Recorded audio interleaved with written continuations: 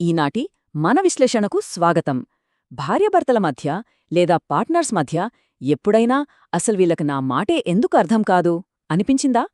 అయితే 1992లో John Gray రాసిన men are from Mars, women are from Venus పుస్తకం గురించి వినే ఉంటారు. ఈ పుస్తకం రిలేషన్షిప్ డైనామిక్స్ని, ముఖ్యంగా కమ్యూనికేషన్లో ఉండే తేడాలని వివరించడానికి ఒక అద్భుతమైన గ్రహాల రూపకాన్ని వాడింది. సరే, ఇక ఏమాత్రం ఆలస్యం చేయకుండా అసలిందులో ఏముందో చూద్దాం. ఈ ప్రయాణంలో మనం తెలుసుకోబోయే ప్రధాన అంశాలు ఇవే.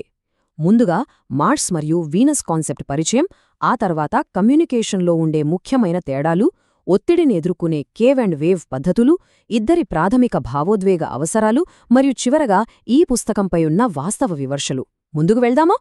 మొదటి భాగం, మార్స్ మరియు వీనస్. ఈ రెండు భిన్న ప్రపంచాల గురించి తెలుసుకుందాం. ఒక క్షణం ఇలా ఊహించుకోండి. పురుషులంతా అంగారకర గ్రహం అంటే మార్స్ నుండి వచ్చారు. స్త్రీలు శుక్రగ్రహం అదేనండి వీనస్ నుండి వచ్చారు. జాన్ గ్రే చెప్పిన బేసిక్ ఐడియా ఇదే. వాళ్లు మాట్లాడే భాషలు, వాళ్ల ఆలోచనలు, ఎమోషన్స్ అన్నీ పూర్తిగా వేరుగా ఉంటాయని ఈ పుస్తకం చెప్తుంది. ప్రాబ్లం ఎక్కడొస్తుందంటే, మన పార్ట్నర్ కూడా అచ్చం మనలాగే ఆలోచించాలి, మనలాగే రియాక్ట్ అవ్వాలి అని మనం ఆశించినప్పుడు. అప్పుడే అసలు ఘర్షణలు మొదలవుతాయి. ఈ తేడాలను గుర్తించడమే ఒక సంతోషకరమైన బంధానికి పునాది అని గ్రే అంటారు. ఇక రెండవ విభాగం, కమ్యూనికేషన్లో కనిపించే కీలక వ్యత్యాసాలు. దీన్నే రిపోర్ట్ వర్సెస్ రాపోర్ట్ అని కూడా అంటారు. ఇక్కడ అత్యంత ఆసక్తికరమైన విషయం ఒకటుంది. మగవాళ్లు ఎప్పుడైనా సరే సామర్థ్యానికి ఎక్కువ విలువిస్తారు. వాళ్ళు మాట్లాడేది ఒక సమస్యను పరిష్కరించడానికి లేదా ఒక ఇన్ఫర్మేషన్ ఇవ్వడానికి. దీని రిపోర్ట్ టాక్ అంటారు. కాని ఆడవాళ్ల విషయానికొస్తే వాళ్లకి రిలేషన్షిప్స్ చాలా ముఖ్యం. తమ ఫీలింగ్స్ని షేర్ చేసుకోవడానికి, బంధాన్ని పెంచుకోవడానికి వాళ్ళు మాట్లాడతారు. దీని రాపోర్ట్ టాక్ అంటారు. సో ఇక్కడ క్రూషియల్ పాయింట్ ఏంటంటే, ఒక స్త్రీ తన సమస్యను చెప్తున్నప్పుడు తను కోరుకునేది కేవలం సానుభూతి మాత్రమే. కాని పురుషుడు వెంటనే దానికేదో ఒక సొల్యూషన్ చెప్పేయాలి అనుకుంటాడు. ఇక్కడే కదా మనకు అపార్థాలు మొదలయ్యేది. ఈ వీనుసియన్ మరియు మార్షియన్ పదకోశం గురించి వింటే నిజంగా చాలా ఫన్నీగా అనిపిస్తుంది. కానీ ఇది చాలా వాస్తవం. ఉదాహరణకు, ఒక స్త్రీ నా మాట ఎవరూ వినడం లేదు అని అన్నదనుకోండి. దాని అర్థం అక్షరాల ఇంట్లో వాళ్లందరికీ వినికిడి లోపముందని కాదు కదా. దాని అసలర్థమేంటంటే, నా ఫీలింగ్స్ని ఎవరూ అర్థం చేసుకోవడం లేదు, కాస్త నామీద శ్రద్ధ చూపించండి అని. కాని మగవాళ్లు ఈ మాటలను అక్షరాల తీసుకుని నేను వింటూనే ఉన్నాను కదా అని వాదనకు దిగుతారు. ఈ దాగి ఉన్న ఎమోషన్స్ని అర్థం చేసుకుంటే సగం గొడవలు అక్కడే ఆగిపోతాయి. మూడవ విభాగం చూద్దాం, ఒత్తిడిని డీల్ చేసే పద్ధతులు, కేవ్ మరియు వేవ్. స్ట్రెస్లో ఉన్నప్పుడు స్త్రీ పురుషుల మధ్య ఉన్న తేడా నార్త్ పోల్కి సౌత్ పోల్కి ఉన్నంత ఉంటుంది. మగవాళ్లేంటంటే సమస్య మీద పూర్తిగా ఫోకస్ చేయడానికి ఎవ్వరితోనూ మాట్లాడకుండా నిశ్శబ్దంగా ఉండిపోతారు. అదే ఆడవాళ్లైతే వాళ్ల ఎమోషన్స్ ఒక అలలాగా, అంటే ఒక వేవ్ లాగా పైకి కిందికి అవుతుంటాయి. వాళ్లకు ఆ ఫీలింగ్స్ని బయటపెట్టడం చాలా అవసరం. అసలు ఈ కేవ్ కాన్సెప్ట్ గురించి ఆలోచిస్తే, పురుషులు స్ట్రెస్లో ఉన్నప్పుడు వాళ్ల బ్రెయిన్లో 95% ఆ ప్రాబ్లంని సాల్వ్ చేయడానికే పనిచేస్తుంటుంది. మిగిలిన 5% మాత్రమే చుట్టుపక్కల ఏం జరుగుతోందో గమనిస్తుంది. అందుకే వాళ్లు ఆ టైంలో చాలా సైలెంట్గా, ఏమీ పట్టనట్టుగా ఉంటారు. ఇది వాళ్ల తమ గుహలోకి, అంటే కేవ్లోకి వెళ్లే సమయమన్నమాట. ఆ టైంలో వాళ్లు టీవీ చూడటమో, పేపర్ చదవటమో చేస్తూ ఈ చిన్న పనిమీద ఫోకస్ పెట్టి వాళ్ల మైండ్ని ఆ పెద్ద ప్రాబ్లం నుంచి కొంచెం డైవర్ట్ చేయడానికి ట్రై చేస్తారు. మరి ఇలా ఒక వ్యక్తి సైలెంట్గా తన గుహలోకి వెళ్ళిపోయినప్పుడు ఏం జరుగుతుంది? సహజంగానే స్త్రీలు దీన్ని అపార్థం చేసుకుంటారు. అసలతనికి నా పట్టింపే లేదు అనో, నా మీద ప్రేమ తగ్గిపోయింది అనో బాధపడతారు. మాట్లాడమని బలవంతం చేస్తారు. కాని అది అతనికి మరింత చిరాకు తెప్పిస్తుంది. నిజానికి అక్కడ అతనికి కావాల్సింది కొద్దిగా స్పేస్ మరియు టైం, అంతే. ఇక స్త్రీల విషయానికొస్తే వాళ్ల ఎమోషన్స్ ఒక వేవ్ లాంటివి. ఆనందంగా ఉన్నప్పుడు ఆ అల పైకి వెళ్తుంది. కాని ఉన్నట్టుండే ఏ రీజన్ లేకుండానే ఆ అల అమాంతం కిందకు పడిపోవచ్చు. ఆ టైంలో ఆమెకు ఆ ఫీలింగ్స్ని ఎక్స్ప్రెస్ చేయాల్సిన అవసరం ఎంతైనా ఉంటుంది. ఇది ఒక రకమైన ఎమోషనల్ హౌస్ క్లీనింగ్ లాంటిదట. ఆ మూమెంట్లో వాళ్లకి సొల్యూషన్స్ అస్సలక్కర్లేదు. కేవలం వాళ్ల మాటలను ఓపికగా అర్థం చేసుకుంటూ వినే ఒక మనిషి కావాలి.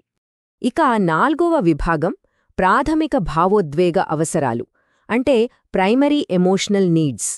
ఇద్దరికీ ఎమోషనల్ సపోర్ట్ కావాలి, కానీ ఆ సపోర్ట్ ఏ రకంగా ఉండాలనేది చాలా డిఫరెంట్. మగవాళ్లకు ప్రధానంగా నమ్మకం, అంగీకారం, వాళ్లు చేసే పనికి ప్రశంస కావాలి. అదే ఆడవాళ్లకు శ్రద్ధ, వాళ్ల ఫీలింగ్స్ని అర్థం చేసుకోవడం మరియు గౌరవం కావాలి. మనం జనరల్గా ఏం చేస్తామంటే మనకి ఏది కావాలో అదే ఎదుటివారికిస్తాము కదా, కాని వాళ్ల బేసిక్ నీడ్ వేరేగా ఉన్నప్పుడు మనం ఎంత చేసినా రిజల్ట్ ఉండదు. వాళ్లు అసంతృప్తిగానే ఉండిపోతారు. ఇది అద్భుతంగా దేన్ని వివరిస్తుందంటే ప్రతి పురుషుడిలోనూ ఒక యోధుడు దాగుంటాడు. తన పార్ట్నర్ని రక్షించి ఆమె దృష్టిలో ఒక హీరోలా నిలబడాలన్నది అతని ఆశ. అయితే అతను అడగకుండానే సలహాలిచ్చేసినా లేదా చిన్న చిన్న తప్పులను ఎత్తిచూపినా అతనిలోని ఆ యోధుడి ఇగు బాగా దెబ్బతింటుంది. అలా కాకుండా అతన్ని నమ్మి అతను చేసే చిన్న చిన్న పనులను అప్రిషియేట్ చేస్తే వాళ్లలో ఉత్సాహం డబల్ అవుతుందని ఈ కాన్సెప్ట్ చెబుతుంది. ఇది వింటే మీరు ఖచ్చితంగా ఆశ్చర్యపోతారు. ఒక రిలేషన్షిప్లో పాయింట్లు అంటే స్కోర్ ఎలా ఇచ్చుకుంటారో తెలుసా? మగవాళ్ల లెక్కలు వేరు. ఫ్యామిలీ కోసం ఒక పెద్ద ఇల్లు కొన్నాననో, ఎక్కువ డబ్బు తీసుకొచ్చాననో దానికే ఏకంగా 50 పాయింట్లు వేసుకుంటారు. కాని ఒక స్త్రీ దృష్టిలో పని ఎంత పెద్దదైనా, ఎంత చిన్నదైనా దానికి ఉండేది ఒకటే పాయింట్. రోజువారీ చేసే చిన్న చిన్న పనులు, చూపించే ఆప్యాయతలే ఆమెకు ముఖ్యం. ఇది అర్థం చేసుకోకపోతే నేనింత చేస్తున్నాను కదా అని అతననుకుంటాడు, నాకసలు ప్రేమే దక్కట్లేదు అని ఆమె ఫీలవుతుంది. సరే, ఇప్పటిదాకా పుస్తకంలో ఏముందో చూశాం కదా. 5వ విభాగం, దీనిపై ఉన్న విమర్శలు మరియు వాస్తవ పరిశోధనలు. ఒకసారి హిస్టరీ చూద్దాం. 1990లోనే డెబోరా టానిన్ అనే రీసెర్చర్ జెండర్ కమ్యూనికేషన్ పైన ఒక గొప్ప స్టడీ పబ్లిష్ చేశారు. ఆ తర్వాత 2 ఏళ్లకు 1992లో జాన్ గ్రే పుస్తకం తీసుకొచ్చారు. అయితే అకాడమిక్ వర్గాలేమంటాయంటే గ్రే తన థియరీలకు ఎలాంటి సైంటిఫిక్ ప్రూఫ్స్ చూపించలేదని. నేటి ఆధునిక సైకాలజీ కూడా ఇలా మనుషులను 2 వేర్వేరు గ్రహాలవాళ్లుగా విడదీయడాన్ని అస్సలొప్పుకోవడం లేదు. వాళ్లు మనుషులందరిలో ఉండే కామన్ క్వాలిటీస్కే ఎక్కువ ఇంపార్టెన్స్ ఇస్తున్నారు. సెమాంటిక్ స్కాలర్ నుండి తీసుకున్న ఒక ఇంట్రెస్టింగ్ రియల్ వరల్డ్ స్టడీ గురించి తెలుసుకుందాం. మలేషియాలో ఒక 182 మంది ఎంప్లాయీస్ మీద ఈ పుస్తకంలోని 23 ముఖ్యమైన స్టేట్మెంట్స్ని టెస్ట్ చేశారు. రిజల్ట్స్ ఏంటో తెలుసా?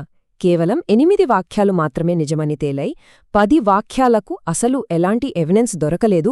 ఇంకా విచిత్రమేంటంటే ఒక 5 వాక్యాలు గ్రే చెప్పిన దానికి ఎగ్జాక్ట్ ఆపోజిట్, జెండర్కి అంటే మగవాళ్ల లక్షణాలు ఆడవాళ్లోనూ, ఆడవాళ్ల లక్షణాలు మగవాళ్లలోనూ కనిపించాయి.